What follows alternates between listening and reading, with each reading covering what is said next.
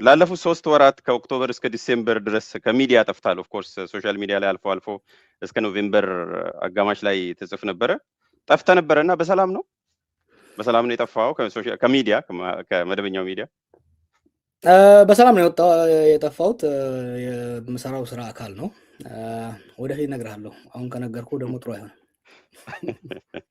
ዌር ኩኪንግ ብለህ ነበረ ባለፈው ባሮጌው ዓመት። ያ ዌር ኩኪንግ አንዳንዴ ያየ ኪችን ውስጥ ኩክ ሳታደርግ ወደ በፌ ይዘው ከመጣ ጥሩ አይደለምና ኩክ እያደረግን ያለው ነገር አለ። የዛው አካል ነው። በፌው ላይ እስክናቀርበው ብንጠብቅ አይሻልም? መቅመስ ከፈለክ ወደ ኪችኑ መግባት ትችላለህ። እሺ፣ እናመሰግናለን። እንትን እንዳይሆን ብዬ ነው ሰላጣ እንዳይሆን ብዬ ነው ኩክ እያደረጋችሁ ያላችሁትና ወይ ኪችን ገብተህ ከኛ ጋር ጨውንም እየቀመስክ ማየት፣ አለበለዚያ በትዕግስት መጠበቅ ነው። እሺ፣ ጥሩ። ቢፌ ላይ እስኪቀርብ ድረስ ተጠብቅ ብለሃል። በቅኔም እግረ መንገዱንም በፌት ኦፍ አይዲያስ እያስተዋወቅ ነው። በጣም እናመሰግናለን። የሰሞኑን ከመጥፋቱ ጋር በተያያዘ ጀዋር ቁጥጥር ስር ውሏል። ተመርምሮ ብዙ ነገር ዘርግፏል፣ አምኗል፣ ወንጀል ውስጥ መዘፈቁን ተናዟል። ከዛ በኋላም ወደ አሜሪካ እንዳይደርስ ተባሯል የሚል ዜና የሰማ ይመስለኛልና የመታሰርህን ዜና ስትሰማ ምን ተሰማ? መጀመሪያ ከዛ እንጀምር። ምን ተሰማ መጀመሪያ? እኛንም ገርሞን ነበር ነው ያለው አብይ።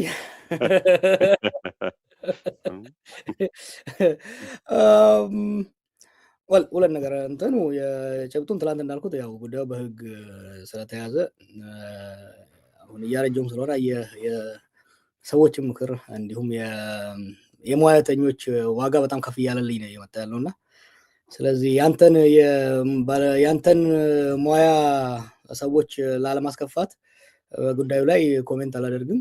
እኔ ግን ሰላም ነኝ። በዚሁ አጋጣሚ በጣም ከመናፈቄ የተነሳ ብዙ ፕሮግራም ለሰሩልኝ ሰዎች አለሁ። በጣም ነው የምወዳቸው፣ በጣም ነው የማመሰግነው። ከወዳጆቼ ይበልጥ ግን የኔ ተቃዋሚዎች ወይም ደግሞ ተጻራሪዎች ስለናፈቁኝ ወዳጆቼ ትንሽ ቅር ስለተሰኙ አይዟችሁ ለማለት ፈልጋለሁ። እሺ፣ በጣም አመሰግናለሁ። እንግዲህ ጉዳዩ ኦፍ ኮርስ በህግ መያዙን ትላንትና ለፕሮግራም ስጠይቅህም ነግረኛል። ከዛ በኋላ ነው የለጠፍከው። እሱንም ለአድማጮች ትራንስፓረንት በሆነ መልኩ ነግሬያለሁ። ምክንያቱም እንዲሁ ዝም ብለህ እንደማቀርብና እንደማታጋራ ስለነገርከኝም ነው በትዕግስት ጠብቁ ያልኩት። ግን አሁን ስለ 24 ሰዓት ስለሞላው እኔ ጥያቄን ጠይቃለሁ። ባጭሩ መመለስም አለመመለስም ትችላለህ፣ ለአድማጮች ሲባል ማለት ነው። አንደኛ እንደው እስር ቤት ሆነ ነው ወይስ ከእስር ቤት ውጭ ሆነ ነው ዜናውን የሰማው ለማለት ፈልጌ ነው። ስለዚህ አቶ ጀዋር ታስሮ ተመርምሮ ዓለም አቀፍ ወንጀሎችን ሰርቶ ወደ ቦሌ ሊያመልጥ ሲል ተይዞ ከዛ በኋላ አሜሪካ እንዳይረግጥ እና እንዲሁም ኬንያም እንዳይረግጥ ተደርጓል።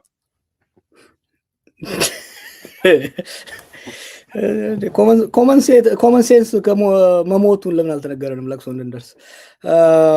ስለዚህ ቅድም እንዳልኩ አይ ዶንት ዋንት ኮሜንት ኦን ዘ ኢሹ። ግን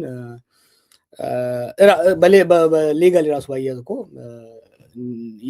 የተባለው ውንጀላ ክሮኖሎጂውን ናሬቲቭ ምናምን የሰማ ሰው እርስ በርሱ ተረጋግጦ አንዱ የጣለ ጉዳይ ስለሆነ በዛ ላይ መልስ መስጠት ትንሽ አላስፈላጊ ነው። ኢቭን ፖለቲካሊ ራሱ ታየው አላስፈላጊ ነው። ግን አንዳንድ ያው እጃቸው የሚበላቸው የህግ ባልደረቦቼ ጉዳዩን ገፋ ማድረግ ስለፈለጉ እስቲ ልተውላቸው። እነሱ ባልደረቦች ስራቸውን ይስሩበት። በሰው እንጀራ መግባት አልፈልግም። እሺ፣ አመሰግናለሁ። እሺ፣ ኦኬ። የህጉን በዛው ዋትስ ኔክስት የሚለውን ጠይቃለሁ። አጠር ባለመልኩ ለምን አሁን የሚለውን እንግዲህ አሁን ፖለቲካል አንድምታውን እንድትነግረኝ ፈልጋለሁ። አትሊስት እሱ መናገር ስለምችል ለምን አሁን እና ለምን አንተ ላይ? እኔ ላይ ይጣፍጣል ስሜ ብላይል አስቴር እሱ ነው መሰለኝ አንዱ እሱ ነው። ሁለተኛው ለምን የሚለው በነገራችን ላይ ያን ቪዲዮ ስቱዲዮ ውስጥ ሁላ ነበረኝ የዛሬ ዓመት ያስቀመጥኩት ነበርና ምን ለማለት ፈልገው ነው ይጣፍጣል ስሜ ስትል? ይጣፍጣ አንደኛው አይ ቲንክ እኔ እንደ ጨው ጣል ማድረግ ለብዙ ሰዎች አይ ቲንክ ባለፈው 7 ዓመታት ከአብይ የበለጠ ስራ በሰዎች በመፍጠር እኔ ሳልሻል ቀራለሁ። እኔም በመስደብ እኔን በመርገም ስለ እኔ ሐሰት በማሰራጨት ትልቅ ቢዝነስ ነው ለብዙ ሰዎች። አም ሃፒ ፎር ኢት። ብቻ እንደው ኮሚሽን ጣል ቢያደርጉልኝ ጥሩ ነበር። ካልሆነም ቢያንስ በሆዳቸው ራሱ ቴንኪው ካሉ እና ፈጣሪን ከለመኑልኝ ጥሩ ነው። አንድ እሱ። ሁለተኛው የምሰራው አንዳንድ የሚጠረጥሯቸው ነገሮች አሉ። መጀመሪያ ላይ ጠየቅከው ለምን ጠፋህ? ኪችን ውስጥ የማበስለውን ነገር አንዳንድ ነገር ጆሮ ውስጥ አላቸው። በተለይ አሁን በአካባቢያችን ወደፊት ወደ ኋላ ላይ የምንወያየው ጉዳይ ጋር ተያይዞ አንዳንድ ነገሮች ውስጥ ይጠረጥራሉ እና they want to know what I'm up to. they want to know what I'm cooking. ስለዚህ ምንድነው የሚያደርጉት? እንደ አሳ ሊያሰግሩኝ ይፈልጋሉ። እንትን ታውቃለህ ምንድነው የሚባለው? አሳ የምናሰግርበት ፍሬ ነበር ትዝ ይላል ጆነን? አዎ ስሙ ረስቻለሁ። አላው ይሄ እኛ ጋር ሚጥሬ እንለዋለን። ወቅተ ነው ውሃ ውስጥ ጨምረው አሳው ግር ብሎ ወደ ሰማይ ይወጣልና እንደዛ ሞጣ መስሏቸው ነው ሲኮረኩሩ የነበረው። ኦኬ ሶ እንግዲህ የህጉን ዝርዝር እኔ ስቲል እየጠየቅኩ ነው። መብት ነው እንግዲህ አለመመለስ። እኔ ግን ለአድማጮች መጠየቅ ስላለበት ነው የምጠይቀው። ነኒሹ ስለሆነ ነው ባይዘው እያፈርኩ ነው የምጠይቀው። ይሄን ግን መጠየቅ አለብኝ እና አሜሪካ ነበርክ 3 ሳምንት ከኖቬምበር አጋማሽ እና እስከ ዲሴምበር ድረስ? ሚስጥር ነው እንዴ? ፎቶ ስለጥፍ የፕሮፌሰሮች ነበርኩ። ምንድነው ሚስጥሩ እንዴ? ይሄ እኮ ፐብሊክ ሲደረግ የነበረ ነገር ነው እና ኢትስ ኖት። እሺ ሌላ ደግሞ እንግዲህ ኢንዳይሬክትሊ መልሼ ልጠይቅ ከይቅርታ ጋር ኢንተርቪው ትደረግ ነበረ ጉዞ ስታረግ ከዚህ በፊት በተለያየ መልኩ የተለያየ ሀገር አሜሪካን ጨምሮ ስትሄድ ኮመን ስታንዳርድ ነው ኢንተርቪው መደረግ? ትራቭል አድርገህ ታውቃለህ ወዳጅ? አርኪያ እኔ አውቃለሁ። ፕሮሲጀሩ ያሉ ነገሮች አሉ። እሱን ወደዛ እንግባ ነው። ሎክ ጀስት ሲሊ ነው ያ አይደለም አላማው። ባይዘው አላማው ይሄ የሚያደርጉት ነው። አላማው they wanted to know what I'm up to። ስለዚህ የፈለጓቸው ነገሮች አሉ፣ የሞከሯቸው ነገሮች ደግሞ ነበሩ። የሞከሯቸው አሁን እዛ ወንጀላቸው ስታያቸው በየቦታው አስገብተዋቸው የነበሩ ነገሮች ናቸውና ያ ስላልተሳካ ነው ከሊጋል ሴኩሪቲ ሂት ጆብ ሞከሩና አሁን ያ አልሰራ ሲል ፖለቲካል ሂት ጆብ ለማድረግ የፕሮፓጋንዳ ነገር ይዘው የመጡት። እንተዋወቃለን። ስለዚህ ወልቤይናን አረባምቲ አየ ኦኬ ሶ አሜሪካ ሄዶ ያሳየን ተብሏል። መጨረሻ ላይ ኮሜንት ማድረግ ትፈልጋለህ እሱ ላይ ወይስ? እኔ እኮ ለረጅም ጊዜ አሜሪካዊ ነበርኩ እንዴ። ፍላጎቴ ነው ፓስፖርቴን የመለስኩት። 2 ልጆች አለኝ አሜሪካ። ጓደኞቼ ቤተሰቦቼ እዛ ነው ያሉት። እኔ ምን በቃ ሄደላቸዋለሁ። እንግዲህ ጎበዝ ከሆኑ ሃይክ ከኔ ጋር መሄድ ነው። እኔ አሜሪካ ሲሄድ እንደምታውቀው አይ ላቭ ሃይኪንግ።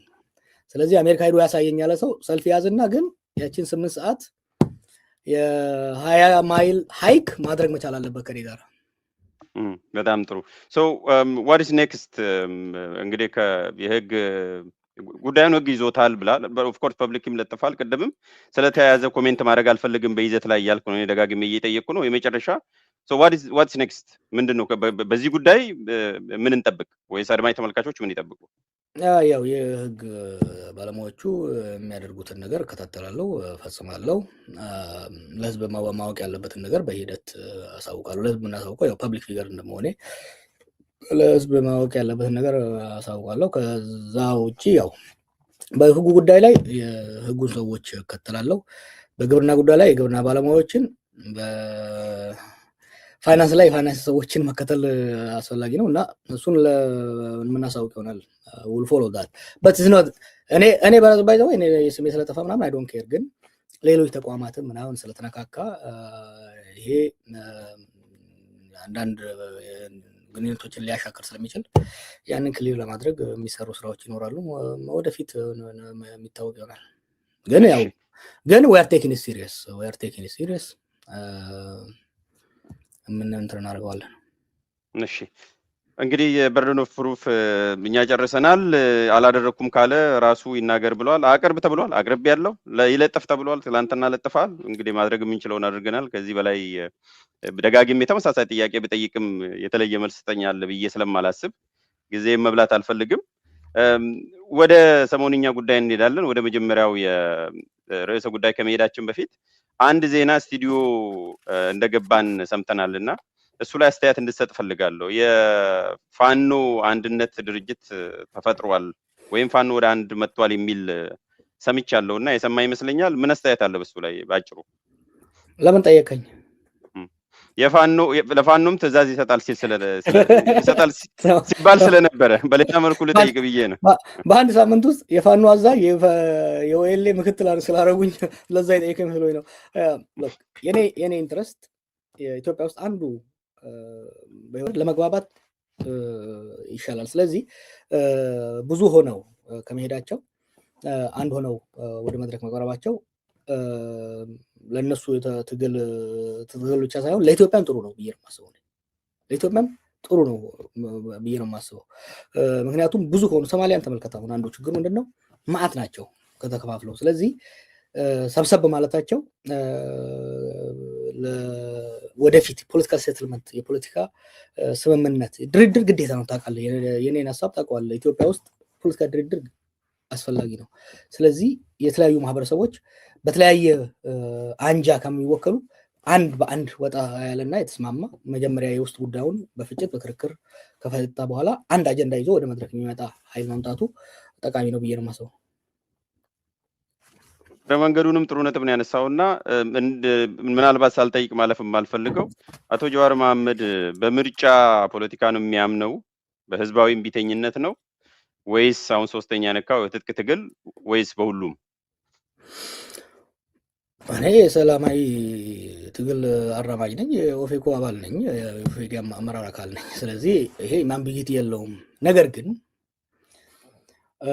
አንዱን የምንጸየፍበትና ከትግል ጋር የሚያካሂዱትን አናናግራቸውም፣ አይረቡም ምናምን የምንልበት እንደዛ አይነት አካሄድ ኢትዮጵያ ሳያዋጣ አሁን በትግል የሚራመዱት ኃይሎች የሀገራችን ፖለቲካ ላይ ከፍተኛ ተጽዕኖ አላቸው። ኢትዮጵያ ውስጥ በአሁኑ ወቅት ሁለት ትልቅ አጀንዳ አለ ብያለሁ። የጸጥታ የሰላም ወጥቶ የመግባት እሱ ነው አንዱ። ሁለተኛው የኢኮኖሚ ውድቀት ነው። ሁለቱም ተያያዥ ነው።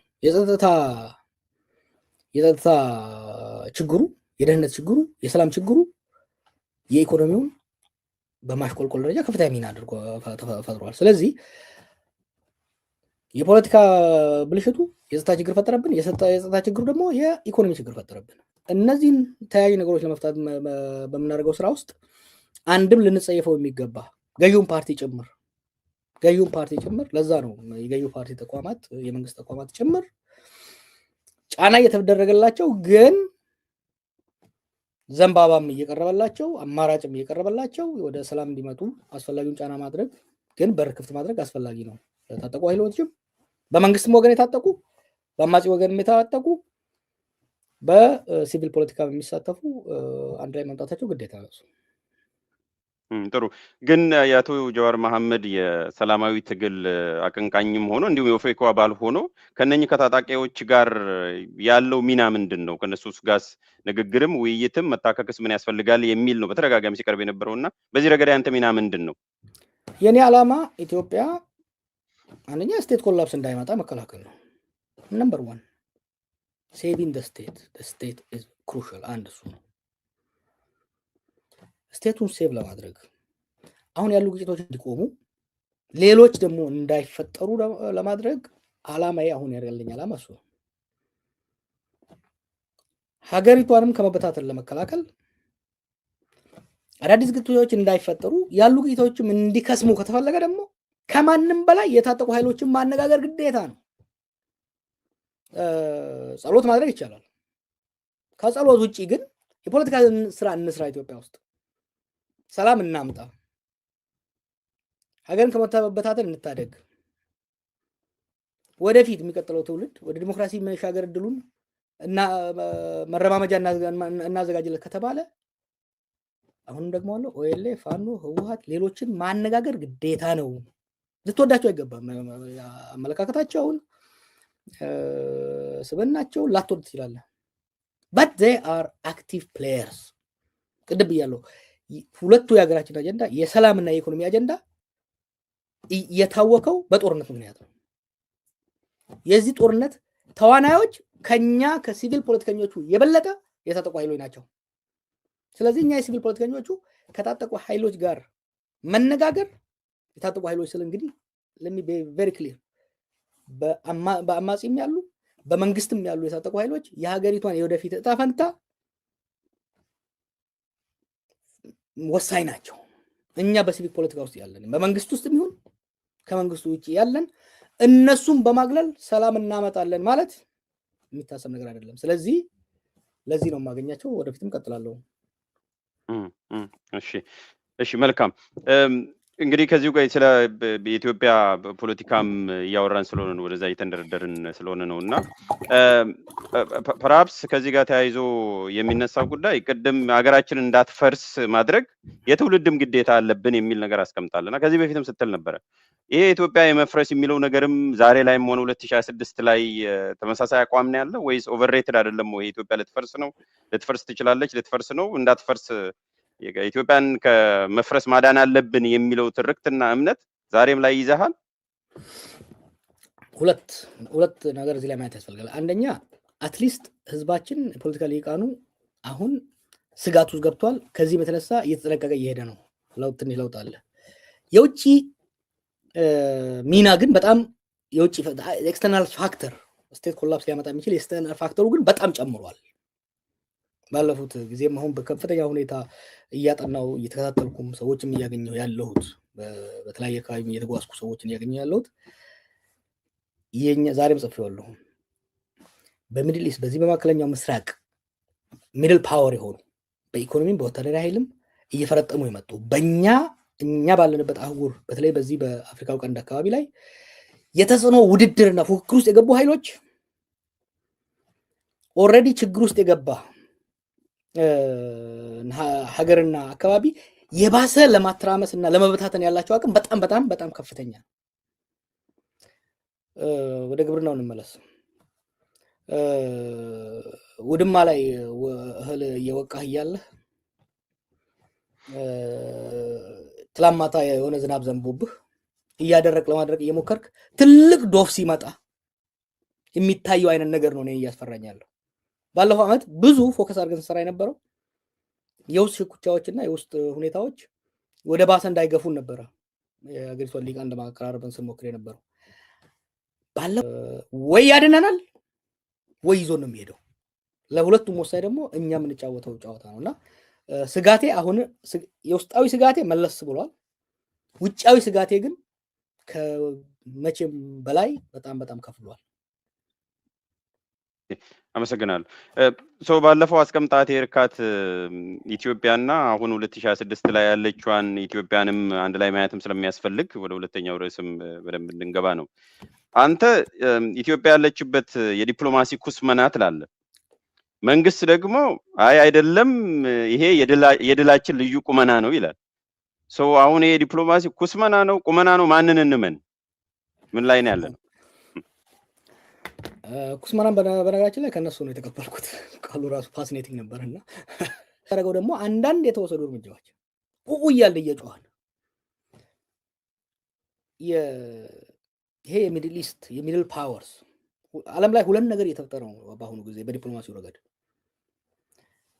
በአንድ ወገን ፍሮም ዩኒፖላሪቲ ፓክስ አሜሪካና ከአሜሪካን መራሹ የዓለም ሲስተም ወደ የማይታወቅ መልቲፖላሪቲ ይሉታል፣ ግን ለኔ ግልጽ አይደለም። ወደ የአሜሪካ ተጽዕኖ እየቀነሰ ነው።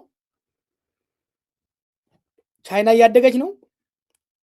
ዓለም ላይ ጦርነቶች በጣም ሀገር አፍራሽ ጦርነቶች የተካሄዱት በታሪክ እንደምታውቀው when the dominant hegemon ፓወሩ እና ቻሌንጂንግ ሄጅሞን ሲመጣ እዛ ላይ ሲደረስ ነው። ልክ እንደ ኤርዝኩዊክ የሚፈጠረው አይነት ነገር ነው የሚፈጠረው።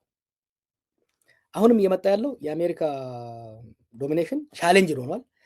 ይሄ አሜሪካ ውስጥ ነርቨስነስ እና በአንድ ወገን ሪትሪት እያደረገ ነው እንደምታየው ወደ ከግሎባል ፖሊስ ወደ ሄሚስፌሪክ ወይም ደግሞ አካባቢያቸው ላይ ከማጥቃት ፓወርን ፕሮጀክት ከማድረግ ፓወርን ኮንዘርቭ ወደ ማድረግ እና ራስን ወደ መከላከል እየሄደ ነው ያለው የአሜሪካው ኃይል። የቻይናው ኃይል በኢኮኖሚና ወታደራዊ ኃይል እየተጠናከረ ነው። ነገር ግን የግሎባል ኦርደር ሊመራ የሚችልበት ደረጃ ላይ አልደረሰም።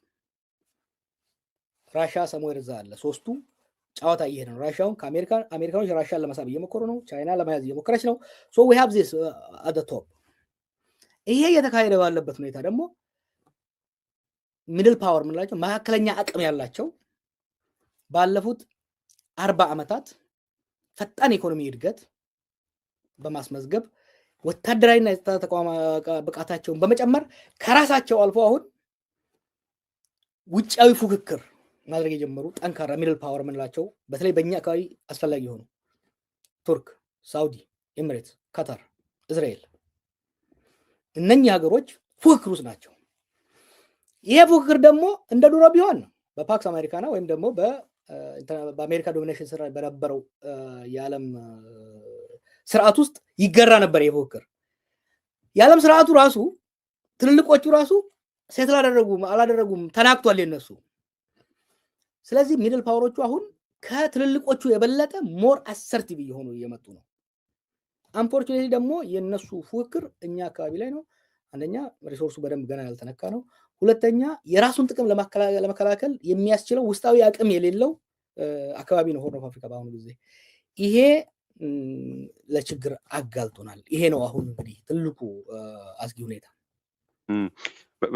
ጥሩ እንግዲህ በሌላ መልኩ ግን ይሄንን የኩስመናና የዲፕሎማሲ ምርታ ከተወራ በኋላ ሁለት ነገሮች ሆነዋል ጀዋር። አንደኛው የተለያዩ የውጭ ሀገር መሪዎች መጥተው ኢትዮጵያን ጎብኝተዋል።